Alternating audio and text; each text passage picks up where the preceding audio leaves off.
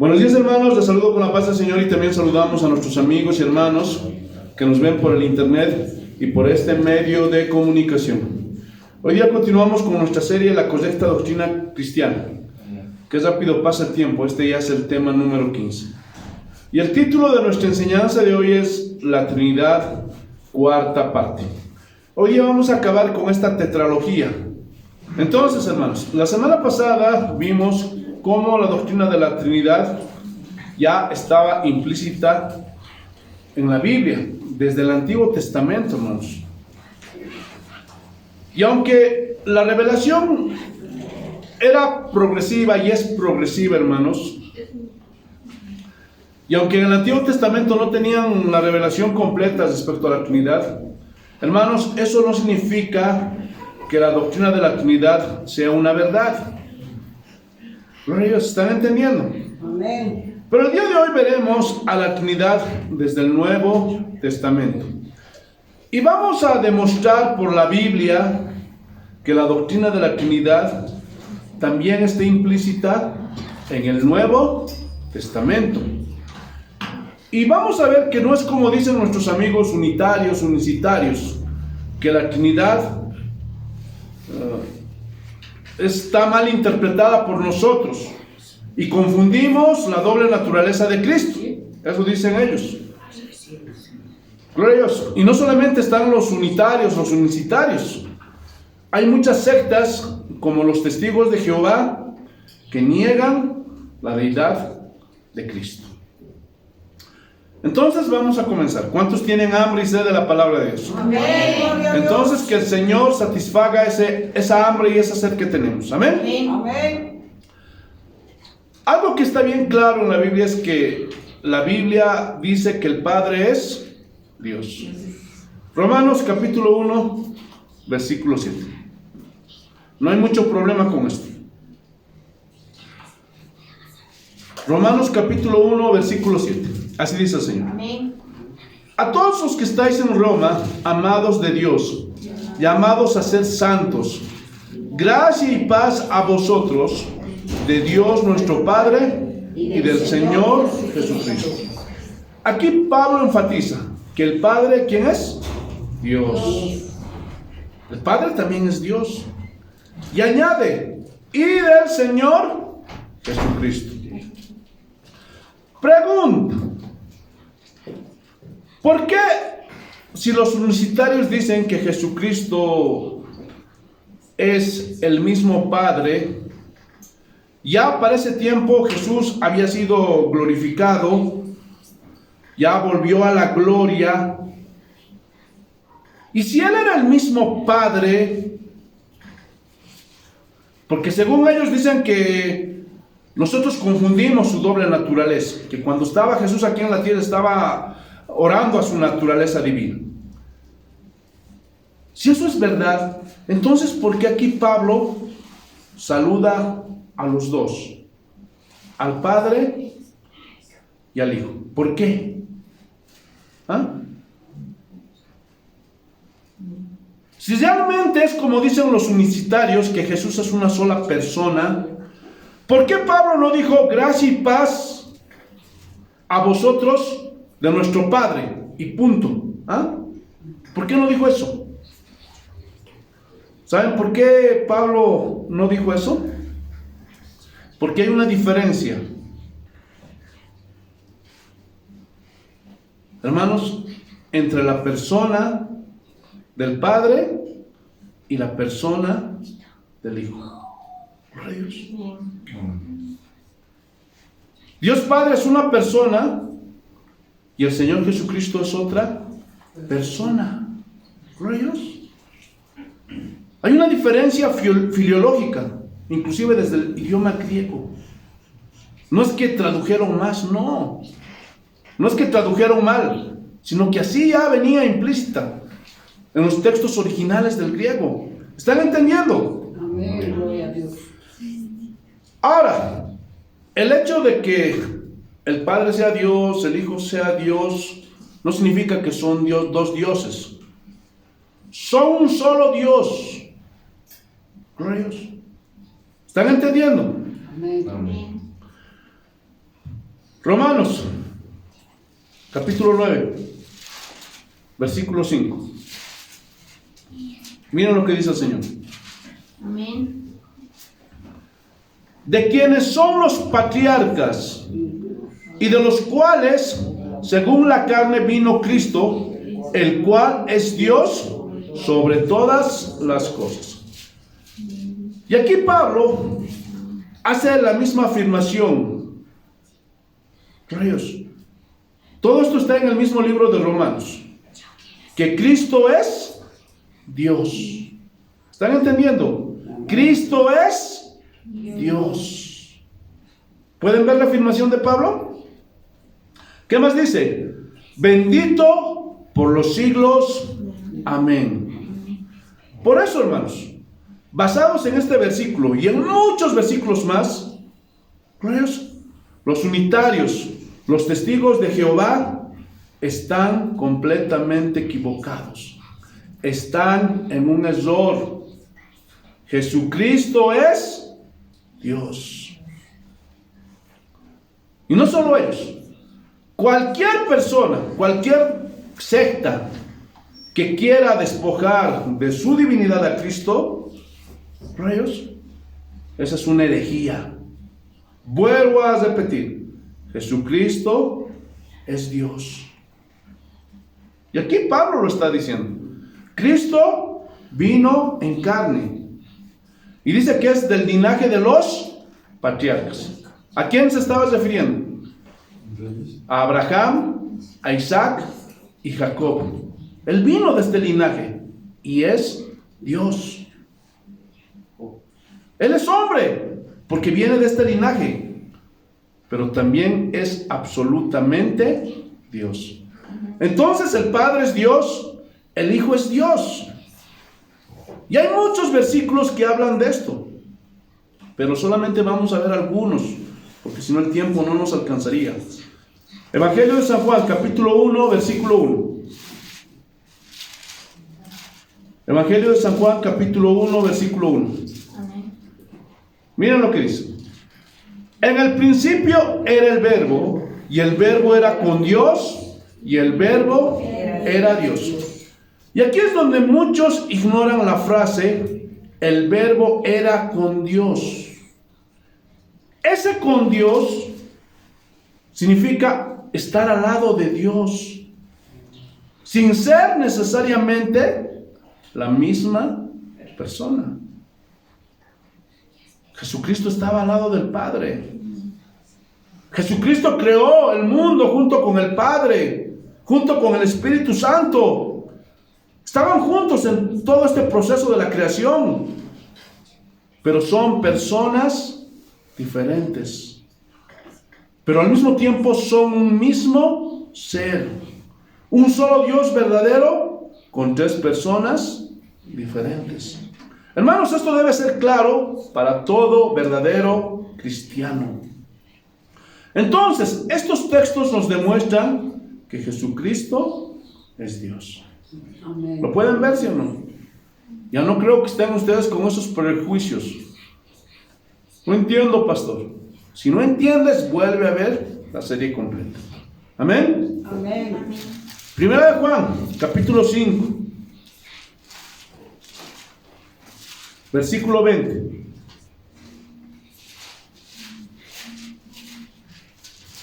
Amén. Primera de Juan, capítulo 5, versículo 20. Así dice. Pero sabemos que el Hijo de Dios ha venido y nos ha dado entendimiento para conocer al que es verdadero. ¿Quién nos da entendimiento para conocer a Jesús, al verdadero? Él mismo. Gloria a Dios. Y estamos en el verdadero, en su Hijo Jesucristo. Este es, ¿qué dice? El verdadero Dios. ¿Qué es? Este es el verdadero Dios y la vida eterna. Aquí Juan nuevamente hace la distinción. Él es el Hijo de Dios. Dos personas diferentes. Pero también es el verdadero Dios y la vida eterna. Escuchen, Jesús es hijo, pero también es Dios. ¿Pueden ver cómo Juan está hablando lo mismo que Pablo? ¿Sí o no? Escuchen muy bien. Jesucristo definitivamente es Dios. Tito, capítulo 2, versículo 13. Epístola de Tito, capítulo 2, versículo 13. Así dice el Señor. Aguardando la esperanza bienaventurada y la manifestación gloriosa de nuestro gran Dios y Salvador Jesucristo. Nuestro gran Dios. ¿Quién es ese gran Dios? Jesucristo. Jesucristo es Dios. Él es nuestro Salvador. Y hay muchísimos versículos más con los cuales podemos argumentar que Jesús es Dios. Pero solo con estos echamos por tierra la doctrina de los unicitarios, de los unitarios, de los testigos de Jehová. Porque Jesús es Dios. ¿Sí o no? Ahora veremos que el Espíritu Santo también es Dios. Hechos capítulo 5, versículos 3 y 4. Hechos capítulo 5, versículos 3 y 4. Así dice el Señor. Y le dijo Pedro: Ananías, ¿por qué llenó Satanás tu corazón para que mintieses al Espíritu Santo y sustrajeses del precio de la heredad? ¿Cuál es el contexto de este versículo? Ananías y Zafira eran un matrimonio que habían dicho: nosotros vamos a vender la propiedad que tenemos y todo lo vamos a ofrendar para el Señor, para la obra de Dios. Pero resulta que cuando habían vendido su heredad, habían sustraído parte. Pero ellos se querían hacer como hombres piadosos. Gloria a Dios. Y dijeron: en tal cantidad vendimos esta propiedad y te lo estamos entregando todo. Pero eso no era verdad, porque habían sustraído parte de ese dinero. Por eso aquí Pedro los confronta y les dice: ¿por qué llenó Satanás tu corazón para que mintieses al Espíritu Santo? Gloria a Dios. Miren lo que dice el versículo 4. Reteniéndola, no se te quedaba a ti. O sea, ¿para qué hacen todo esto? ¿Para qué hacen un show? ¿Por qué aparentan algo que no son? Era de ustedes. Ustedes podían decir: solamente vamos a dar tanto de dinero y lo demás nosotros nos vamos a agarrar. Gloria a Dios. Pero porque aparentaron algo que no son y están mintiendo porque no vendieron en ese precio la heredad. Miren lo que les dice Pedro: reteniéndola no se te quedaba a ti y vendida no estaba en tu poder. ¿Por qué pusiste esto en tu corazón? Miren, no has mentido a los hombres, sino a Dios. ¿De quién estaba hablando? Del Espíritu Santo. El Espíritu Santo es Dios.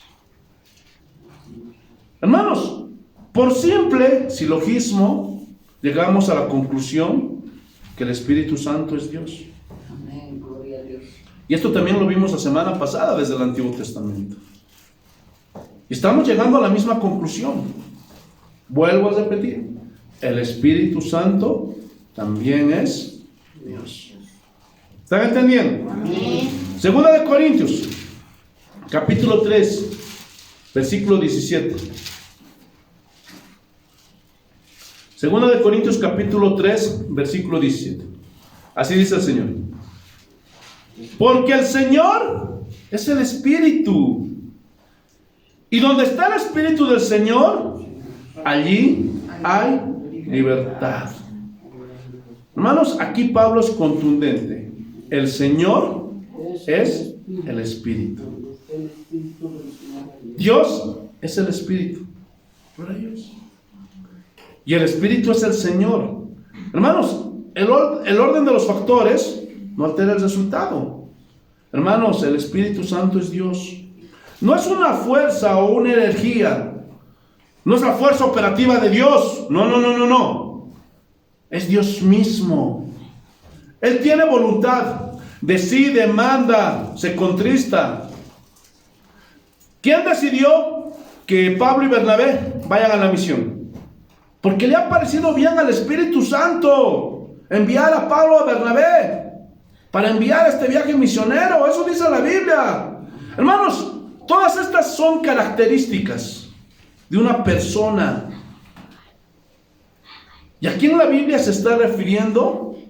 Al Espíritu Santo. El Espíritu Santo es una persona. Gloria a Dios. Conclusión. Gloria a Dios. Definitivamente el Espíritu Santo es una persona y es Dios. ¿Están entendiendo? Amén. Gloria a Dios. Hebreos capítulo 9, versículo 14.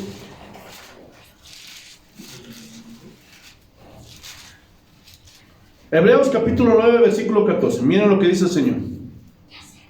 Amén. ¿Cuánto más la sangre de Cristo, el cual mediante el Espíritu Eterno se ofreció a sí mismo, sin mancha a Dios, limpiará vuestras conciencias de obras muertas para que sirváis al Dios vivo? Aquí se menciona a la Trinidad en este versículo que acabamos de leer. La sangre de Cristo, refiriéndose al Hijo. Luego menciona al Espíritu Eterno. Y luego menciona a Dios. Gloria a Dios. Pero hay algo particular cuando menciona al Espíritu Santo. Y dice el Espíritu Eterno. Y dentro de los atributos de Dios, escúchenme bien, el único eterno, ¿quién es? Dios. Por eso decimos que el Espíritu Santo es Dios, porque comparte los atributos del Padre y del Hijo. Ahora, escúchenme bien, esto es muy importante. Los ángeles, escúchenme bien, por favor, esto es muy importante. Los ángeles y los seres humanos no somos eternos. ¿Por qué? Porque no somos Dios. Y solo Dios es eterno, el único. Ahora, ¿qué significa ser eterno?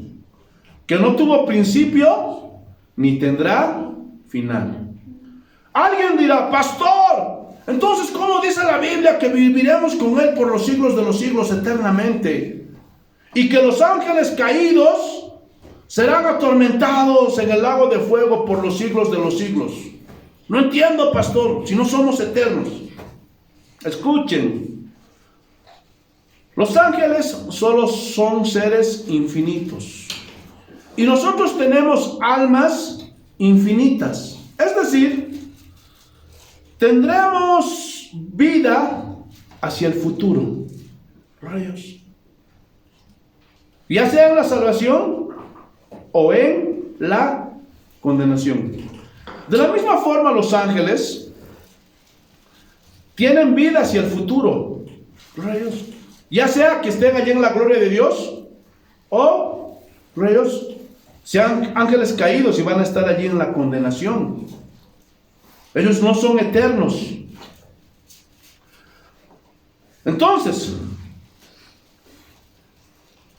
entiendan esto. Para ser eternos, tuviéramos que ser eternos hacia el pasado, porque ese es el concepto de la eternidad.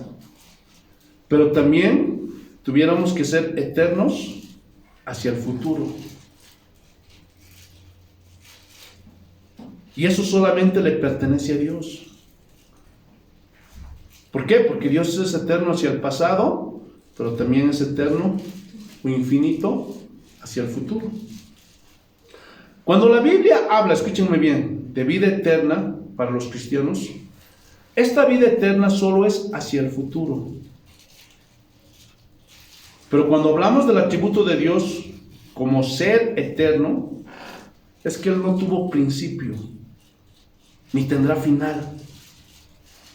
Pero los ángeles y los seres humanos tuvimos un comienzo.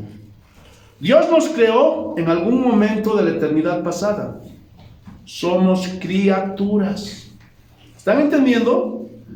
Entonces el Espíritu Santo siempre ha existido y comparte el atributo del Padre y del Hijo. Por eso también esto nos comprueba que el Espíritu Santo también es Dios. ¿Sí o no? Ahora, los tres son diferentes, pero a la vez los tres son Dios. Hechos capítulo 2, versículo 32.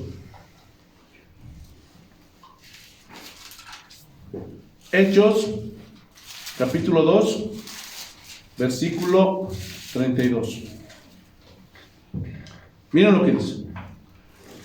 A este Jesús resucitó Dios, del cual todos nosotros somos testigos. Versículo 33. Así que, exaltado por la diestra de Dios y habiendo recibido del Padre la promesa del Espíritu Santo, ha derramado esto que vosotros veis y oís. ¿Cuál es el contexto? Era el día de Pentecostés. Y habían recibido los dones espirituales, los cristianos de ese tiempo. Y comenzaron a hablar en lenguas, comenzaron a profetizar. Y toda la gente de alrededor decía, estos están borrachos, están llenos de mosto. Y aquí Pedro les está haciendo la aclaración. Aquel Jesús al cual ustedes crucificaron, Dios lo levantó de entre los muertos. Y todo lo que ven son la promesa que Jesús nos hizo cuando estaba aquí en la tierra, que ellos iban a recibir el Espíritu Santo. Ahora, aquí surge una pregunta. ¿Quién hizo posible el día de Pentecostés? ¿Ah? Las tres personas de la Trinidad. Y si son observadores, se darán cuenta que cada persona de la Trinidad cumplen diferentes funciones. Los tres. El único Dios, gloria a Dios, aleluya, fueron los que hicieron posible el día de Pentecostés. Aleluya. ¿Están viéndolo o no? Amén. Gloria a Dios, los tres. Hay una unidad perfecta y lo vamos a ver más adelante. Juan capítulo 5, versículo 19. Evangelio de San Juan capítulo 5, versículo 19. Miren lo que dice. Respondiendo entonces Jesús y les dijo: de cierto os digo, no puede el Hijo hacer nada por sí mismo, porque todo lo que el Padre hace, también lo hace el Hijo igualmente.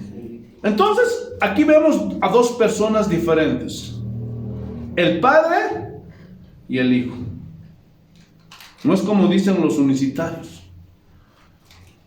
Ahora, muchas veces los unicitarios, los testigos de Jehová, usan este versículo para decir: no, es que el Padre es mayor, por eso el Hijo se tiene que someter.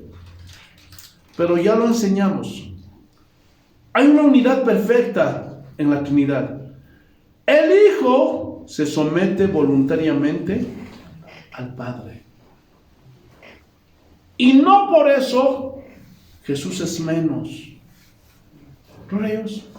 Ya vimos la analogía en el matrimonio. Espérense un momentito, ahora vamos a ver esta misma analogía, pero en la iglesia, en el cuerpo de Cristo. Pero sabemos que en el matrimonio, que la mujer se sujeta al hombre, ¿sí o no? Pero no por eso la mujer es menos que el hombre.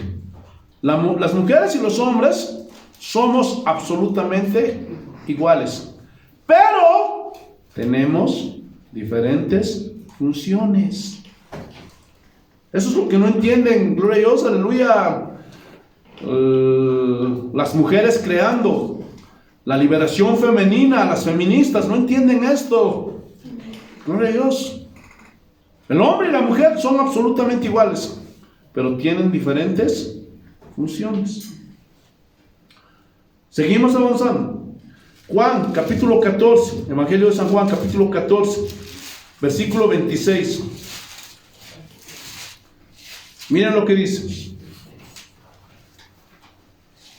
Mas el Consolador, el Espíritu Santo, a quien el Padre enviará en mi nombre, Él os enseñará todas las cosas y os recordará todo lo que yo os he dicho. Gloria a Dios. ¿Qué dice aquí en este texto? Que el Padre va a enviar al Espíritu Santo en el nombre de Jesús. Gloria a Dios. Entonces, podemos ver que el Espíritu Santo es una persona. No es una fuerza, no es una energía, es una persona. ¿Qué va a hacer? Que Él nos va a recordar todo lo que Jesús nos enseñó. Ahora, ¿pueden ver que Jesús mismo habla del Padre y del Espíritu Santo? Amén. ¿Sí o no? ¿Están viéndolo o no? Amén. Gloria a Dios.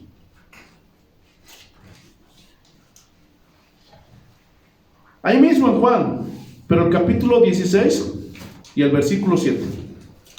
Y van a ver la unidad perfecta de Dios. Estén atentos. Juan capítulo 16, versículo 7. Pero yo os digo la verdad, os conviene que yo me vaya, porque si no me fuera, el Consolador no vendrá a vosotros, mas si me fuere, os lo enviaré. En Juan 14, 26 vimos que quien envía al Espíritu Santo es el Padre, pero aquí vemos que Jesús dice que Él va a ser quien envíe el Espíritu Santo. Hermanos, con estos versículos resolvimos el filioque. ¿Qué es el filioque, pastor? Es un debate por el cual en el año 1050 la iglesia romana y la iglesia de Constantinopla se dividieron. Y ahí nace lo que hoy conocemos como la iglesia ortodoxa. Gloria a Dios. Ahora, ¿cuál fue el problema? La iglesia romana dijo que el Espíritu Santo fue enviada por el Padre y el Hijo. Mientras que los obispos de Constantinopla decían, no, el Espíritu Santo solo fue enviado por el Padre y no por el Hijo. Pero con estos versículos vemos cómo en uno lo envía el Padre y en el otro lo envía el Hijo. Pregunta, ¿Jesús se contradice? ¿La Biblia se contradice? ¿Ah? No, lo que pasa es que los dos son Dios. Este es el misterio de la Trinidad. Por eso Jesús dijo, yo no hago nada por mi propia cuenta. Lo que veo hacer al Padre, eso hago. O sea, lo que envía el Padre, lo envía el Hijo. Y lo que envía el Hijo, lo envía el Padre. ¿Por qué? Porque son el mismo Dios.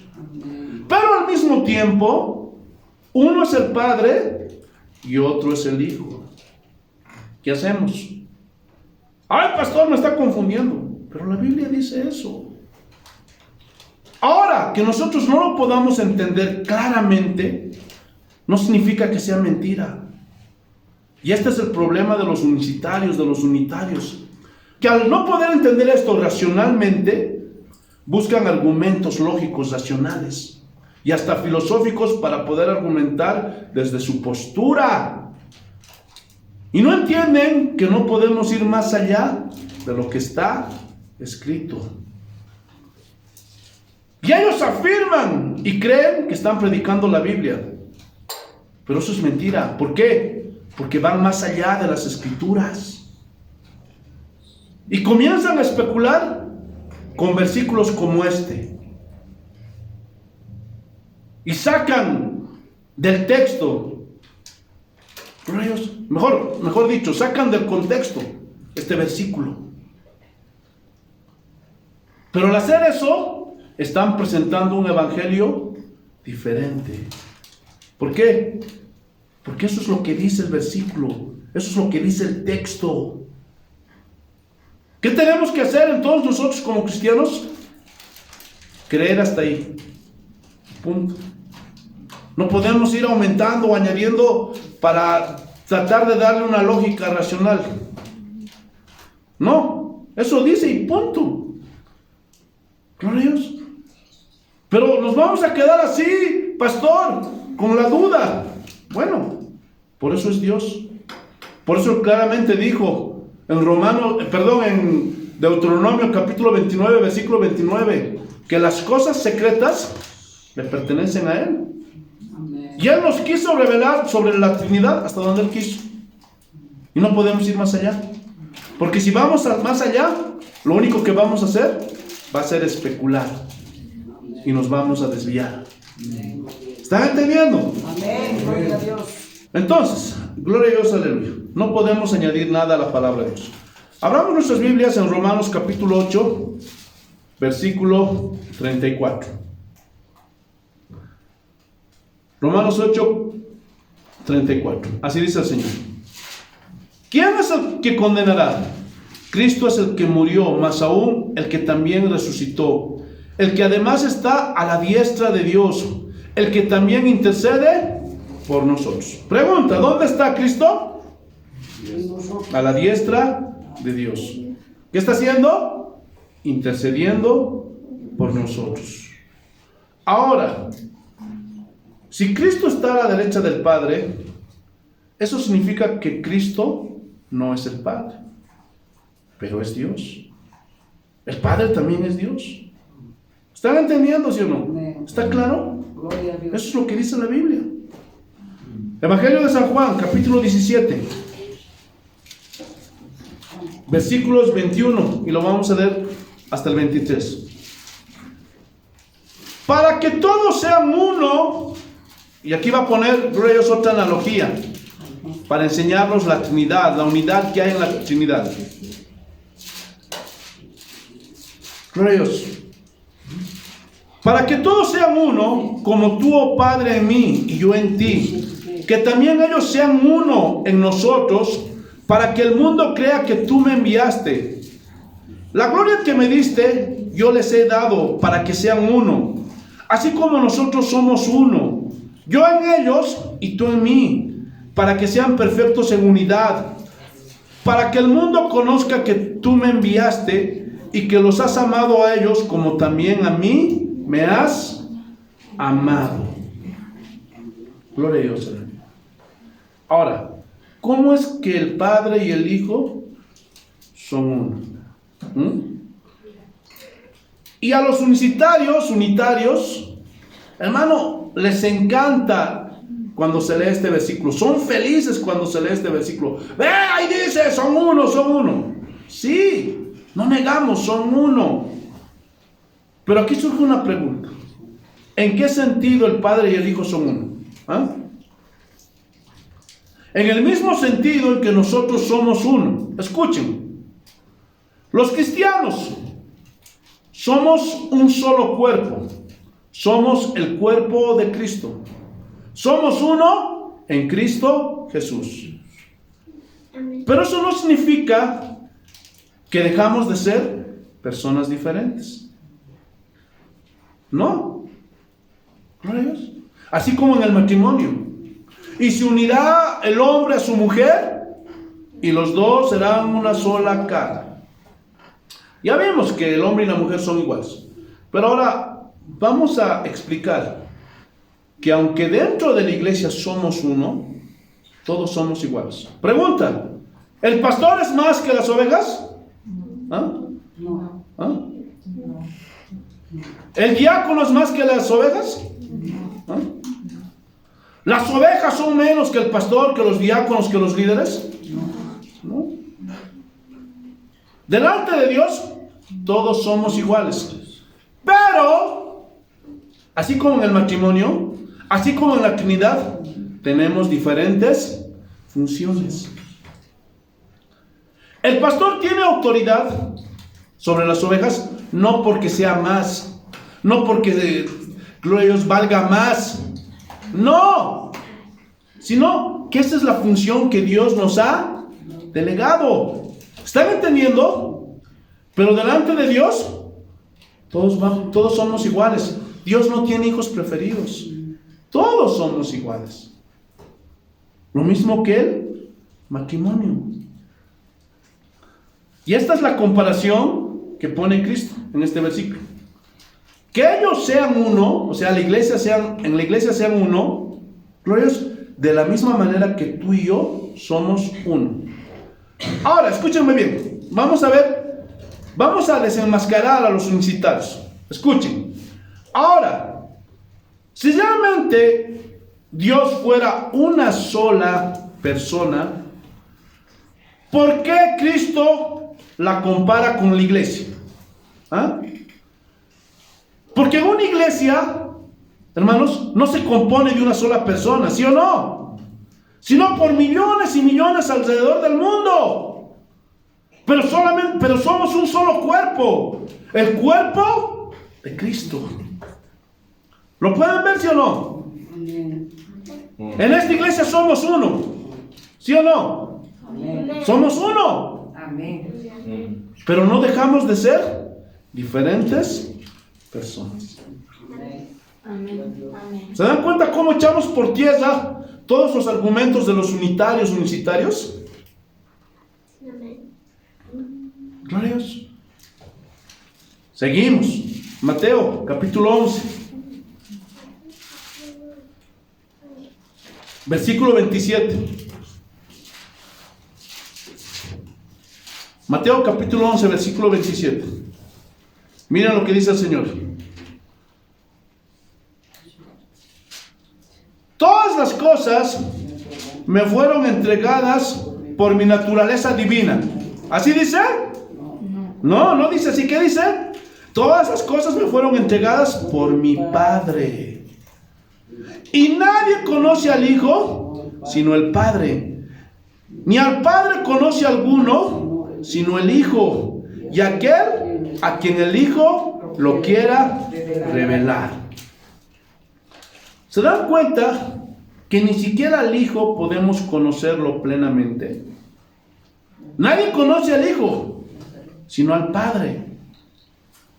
Ahora imagínense, ¿será que alguien conoce al Padre? Nadie conoce al Padre. Gloria a Dios. Hay una lucha, ¿se acuerdan? Había una lucha. Cuando leíamos el texto que cualquiera que mire a Dios tiene que morir. Y a veces decíamos, pero ¿cómo es que Moisés le miró a Dios? Dice la palabra. No. Moisés no miró al Padre. ¿Con quién se encontró? Con el Hijo. ¿Están entendiéndolo? Amén. Gloria a Dios. Entonces, nadie conoce al Padre. Nadie. Gloria a Dios, aleluya.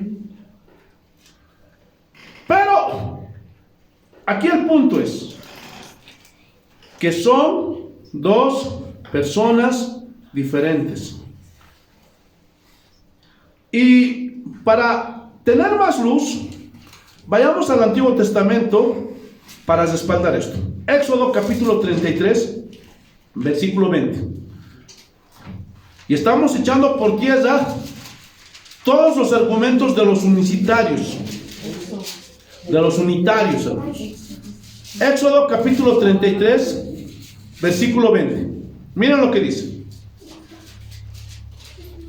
Dijo más: no podrás ver mi rostro, porque no me verá hombre y vivirá. Ahora, si Jesucristo es el mismo Padre encarnado, como dicen los unicitarios, los unitarios, pregunta: ¿por qué no murieron las personas que lo vieron cara a cara? ¿Ah? Porque este versículo dice que nadie puede ver el rostro de Dios. ¿Ah? Pero vimos la semana pasada que muchas personas ya desde el Antiguo Testamento tuvieron un encuentro cara a cara con Dios. Y cuando Jesús vino a esta tierra, gloria a Dios, aleluya, muchos vieron a Dios cara a cara. ¿Por qué no murieron? ¿Ah? ¿Por qué no murieron? Porque estas teofanías de las manifestaciones de Dios, hermanos, no eran del Padre. Gloria a Dios. Y no entienden, gloria a Dios, aleluya, que estas son manifestaciones de la segunda persona de la Trinidad. Cristo se manifestó. ¿Por qué? Porque la función de la segunda persona de la Trinidad es manifestarse a los hombres. Por eso podemos ver a Jesús y no morimos. Por eso muchos vieron a Jesús, vieron el rostro de Jesús y no murieron. Porque si no, ¿cómo explicamos este texto? Eso significaría que la Biblia no es fiable, no es confiable, o que se contradice. Amén. Pero la Biblia es perfecta. La Biblia es perfecta. Nadie ha visto al Padre. Nadie. Al que vieron fue a Jesús. Gloria a Dios. Gloria a Dios. ¿Están entendiendo o no? Amén. Así que, hermanos, ya tienen argumentos para enseñar a otros. Primera de Juan, capítulo 5, versículo 7. Hermanos, y con este texto se acabaría todo debate, todo problema con respecto a la Trinidad. Miren lo que dice: porque tres son los que dan testimonio en el cielo: el Padre, el Verbo y el Espíritu Santo. Estos tres son uno. Con esto acabaríamos cualquier problema, ¿sí o no? ¿Por qué? Porque es contundente. Pero lastimosamente, escúchenme bien, muchos dicen que este texto, este versículo es un texto espurio, que no está en la Biblia, que no está en los textos más antiguos de los griegos. Aleluya. Por eso este versículo en muchas traducciones bíblicas no le incluyen. ¿Sí? Esto se conoce como la coma juanina. Y dicen que esta coma juanina no aparece en los manuscritos más antiguos. Parece que fue una especie de nota al pie de página. Según algunos, el copista, o sea, el que estaba copiando, intentaba explicar a qué hacía referencia eso del agua en los versículos anteriores. A ver, veamos, versículo 6. Este es Jesucristo que vino mediante agua y sangre, no mediante agua solamente, sino mediante agua y sangre. Y el Espíritu es el que da testimonio, porque el Espíritu es la verdad. Y miren cómo aquí ya hace una diferencia entre Jesucristo y el Espíritu Santo. Y luego viene el versículo 7. Porque tres son los que dan testimonio en el cielo: el Padre, el Verbo, el Espíritu Santo. Y estos tres son uno. Y tres son los que dan testimonio en la tierra. Entonces, al querer explicar esto del agua y sangre, y cómo concuerdan el agua y la sangre, y teniendo en cuenta el versículo 6, dicen algunos: el copista hizo una nota al pie de página donde explicó por qué los tres dan testimonio en el cielo: el Padre, el Verbo y el Espíritu Santo. Y estos tres son uno. Esto es lo que se conoce como la coma juanina. Y después otros copistas vieron eso al pie de la página y lo incluyeron en el texto, sin que estuviera en el texto, porque los textos más antiguos no lo incluían. Sin embargo, este versículo sí está en dos documentos muy importantes, bastante confiables de la palabra. No son los documentos más antiguos, pero sí son los más confiables. Gloria a Dios, aleluya. Uno de estos documentos es el documento Mega y el otro es el documento Ottobonianus. Gloria a Dios. Aleluya. Pero nosotros creemos, personalmente hablo, que esto es parte de la palabra de Dios. ¿Por qué? Porque al ver todo el panorama bíblico, podemos ver que la doctrina de la Trinidad está implícita por toda la Escritura. Pero no solamente fueron estos dos documentos, escúchenme bien, sino también había un hombre, Sócrates de Constantinopla. Él afirmó que este versículo fue extraído, o sea, lo sacaron gracias a los nestorianos. Por eso no se encuentran en los textos más antiguos. Esto lo afirma Sócrates. Y él estaba presente cuando se estaban haciendo, gloria a Dios, aleluya, las copias de los textos originales. Gloria a Dios. Entonces, este nestoriano tenía su herejía. Para mí es herejía, no es doctrina. ¿Por qué? Porque este hombre estaba en contra de la Trinidad. Y este versículo no le gustaba. Y esto no lo estoy diciendo yo, hermanos, sino Sócrates de Constantinopla. Y no solamente Sócrates, todo esto está registrado en la historia de la iglesia. Ustedes pueden ir verificar. Gloria a Dios.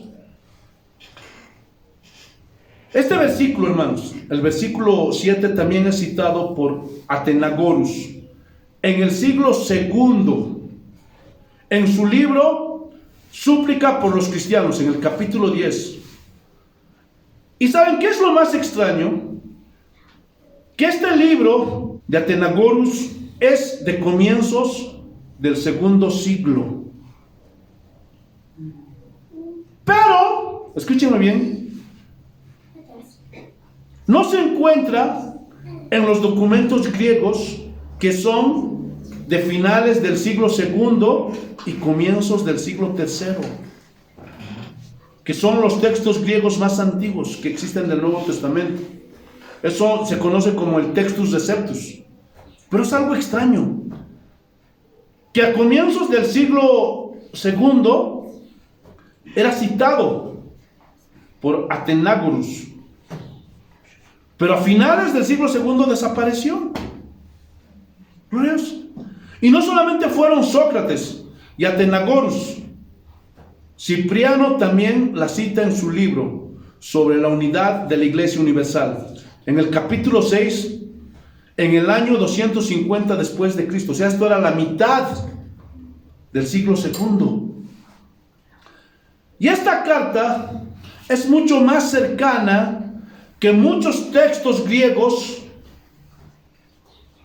antiguos. Son mucho más antiguos estos escritos. Ahora, ¿cómo podemos solucionar esto? Y aquí surgiría una pregunta. Si la Biblia debe basarse en los textos más antiguos o en los textos más usados. Y aquí viene la controversia. Por eso hay versiones de la Biblia que se basan en los textos más usados. ¿Por qué? Porque de alguna forma eso significa que esos textos son más confiables. Pero hay otros que dicen, no, tenemos que ir a los textos griegos más antiguos, porque al ser más antiguos están más cercanos al original y por lo tanto son más confiables. Que por decir que por usar un texto es más confiable. No. Por eso el día de hoy, hermanos, está de moda basarse en los textos que son más antiguos.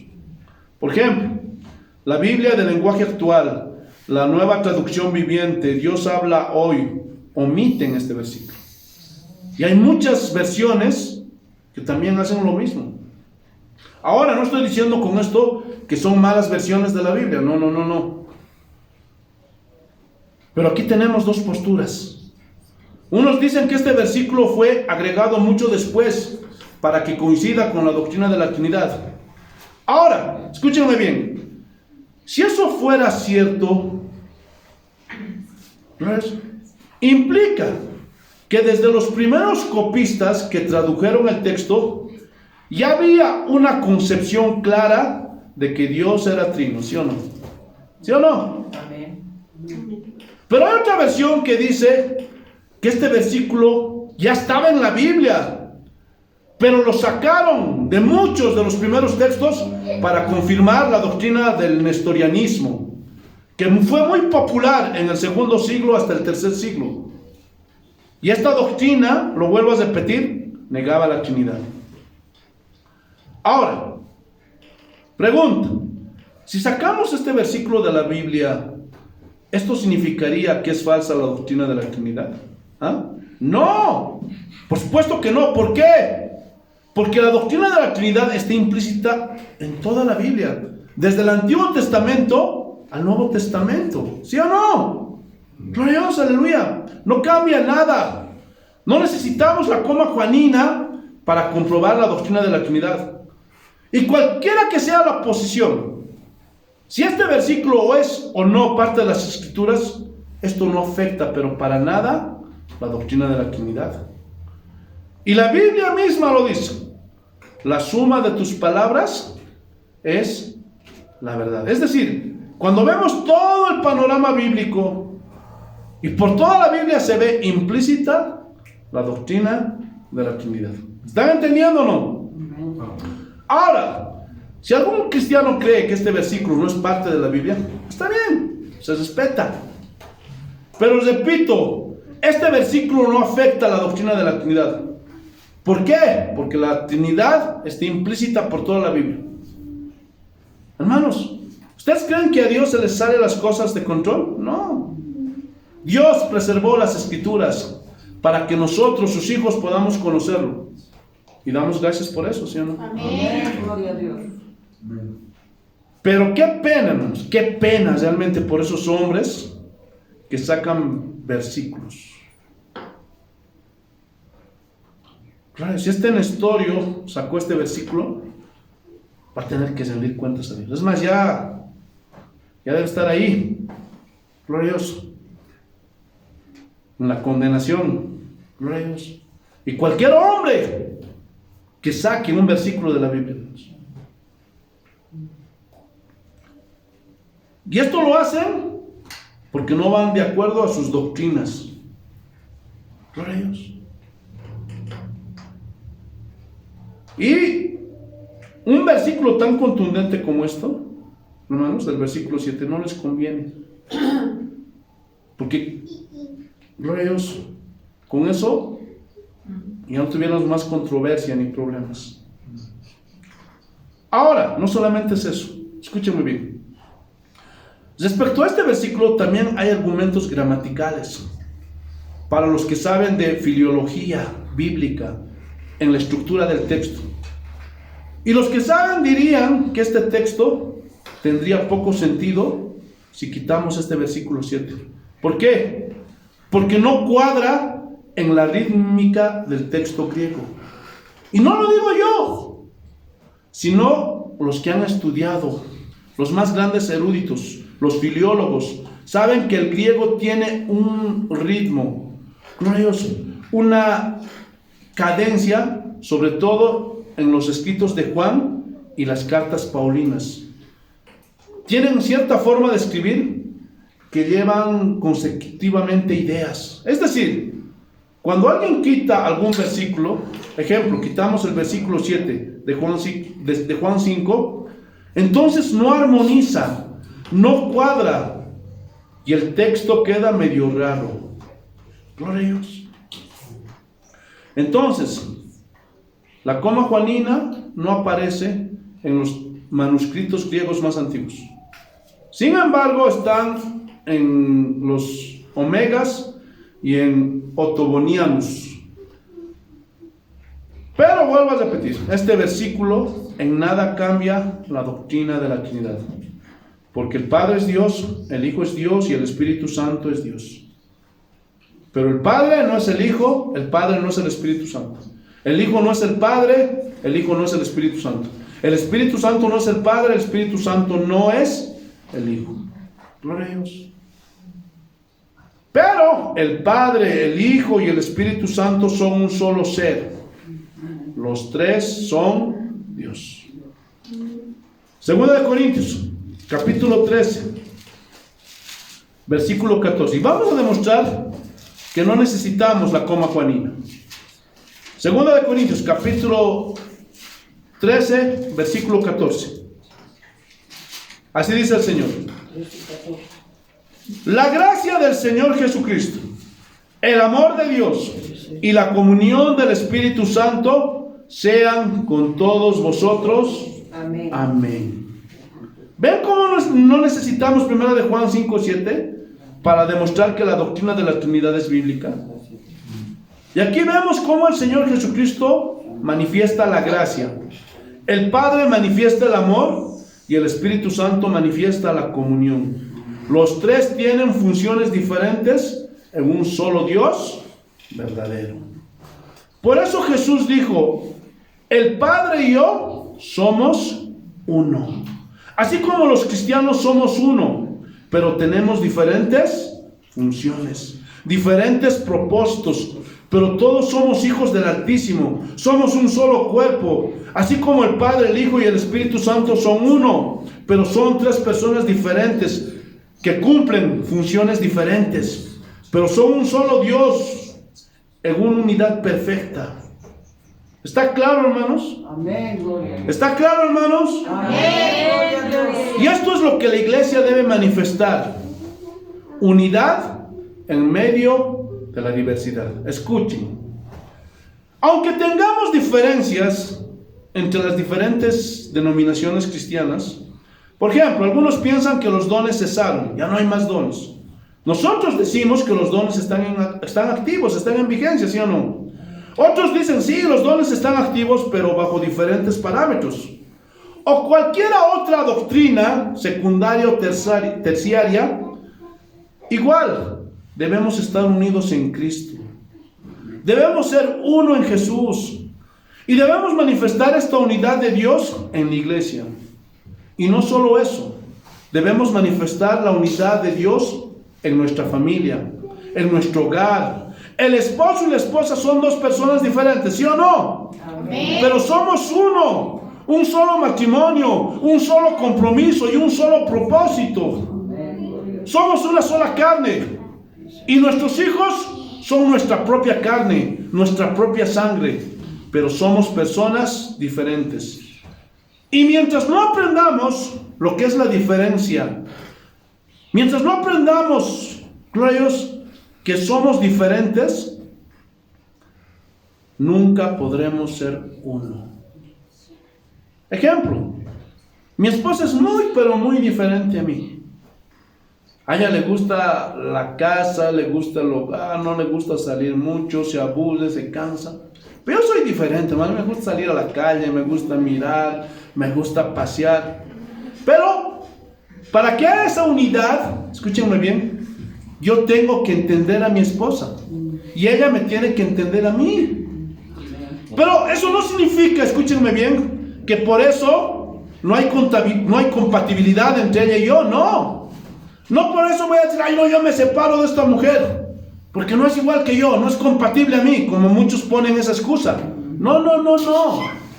Dios, aunque ella sea una persona diferente, yo también sea otra persona diferente, pero somos uno en matrimonio.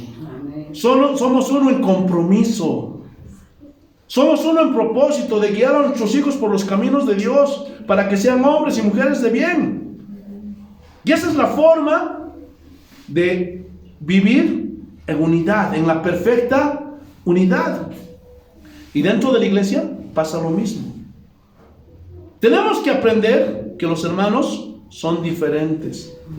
No van a ser iguales a mí, no van a ser iguales a ti. Cada quien es diferente.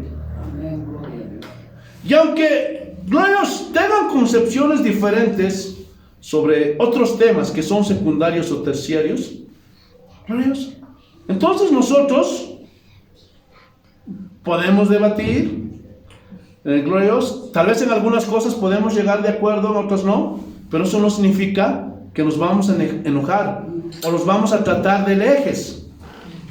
Porque ya les he dicho, cuando son doctrinas secundarias o terciarias, son algunas cosas, hermanos, sí son antibíblicas, sí, pero eso no significa que tu hermano sea un hereje. Somos uno. ¿Por qué? Porque creemos las doctrinas fundamentales. ¿Están entendiendo o no? Amén, gloria a Dios. Hermanos, si aprendiéramos de nuestro Dios a vivir en perfecta unidad, siendo personas diferentes, hermanos, nos evitaríamos tantos, pero tantos problemas. Porque esa es la verdadera unidad. Y no tenemos que confundir la unidad con la uniformidad. ¿Qué quiere decir esto? Que este hermano tiene que ser como yo, tiene que vestir como yo, tiene que hacer lo mismo que yo. No, no, no, no, no. Gloria a Dios. Pero sí somos uno en las doctrinas fundamentales. Amén, gloria a Dios. ¿Pueden ver la diferencia? Y vamos a ver, gloria a Dios, esto en la Trinidad. Mateo capítulo 3. Todo lo que les acabo de decir lo vamos a ver en la Trinidad. Mateo capítulo 3, versículos 16 y 17. Y Jesús, después que fue bautizado, subió luego del agua. Y aquí los cielos le fueron abiertos, y vio al Espíritu de Dios que descendía como paloma y venía sobre él. Y hubo una voz de los cielos que decía: este es mi Hijo amado, en quien tengo complacencia. Aquí podemos ver a las tres personas de la Trinidad. Amén. Glorios. Pero, ¿se dan cuenta que son personas diferentes? Mostrando la unidad perfecta. Que al manifestarse en un mismo lugar, lo hicieron de formas diferentes. ¿Lo pueden ver, sí o no?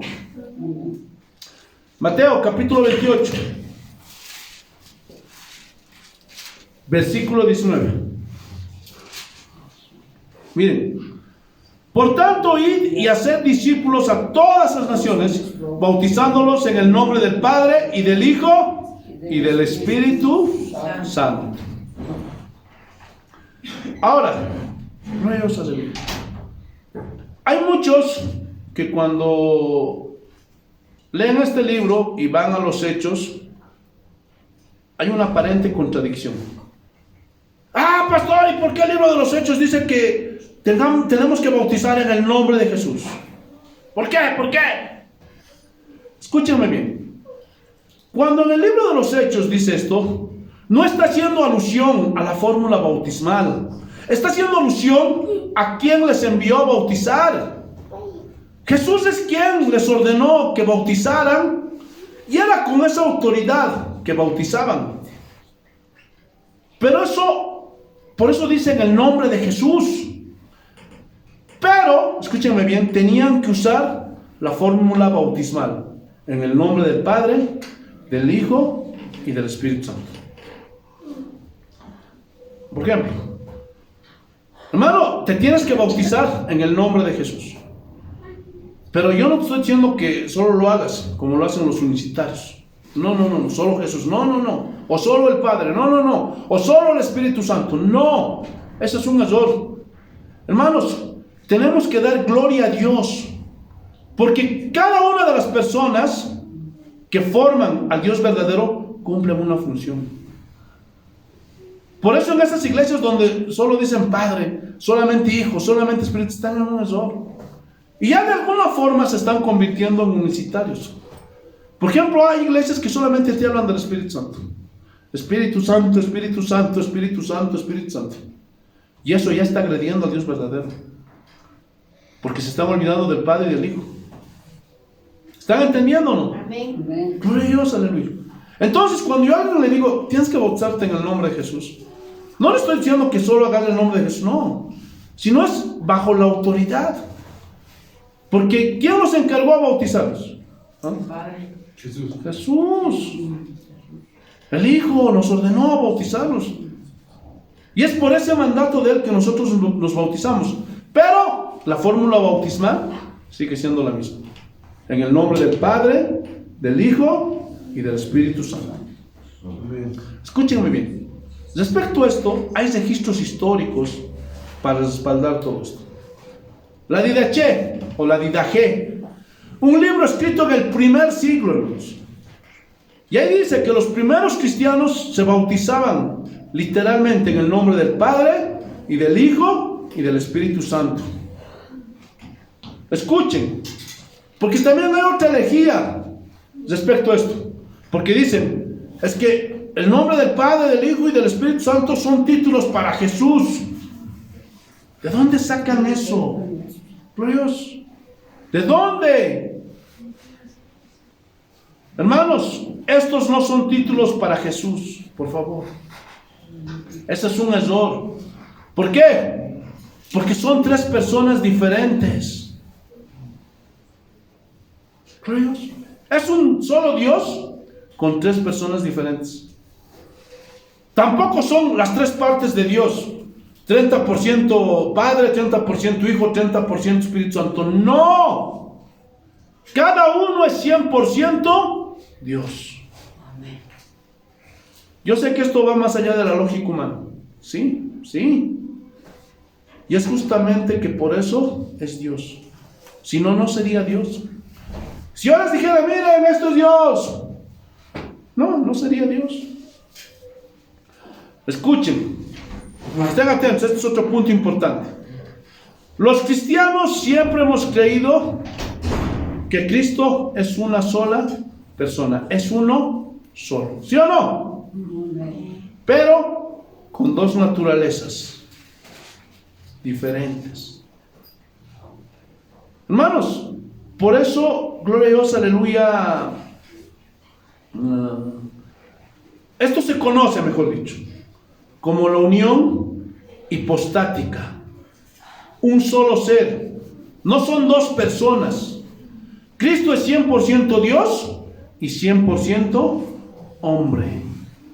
Es una sola persona.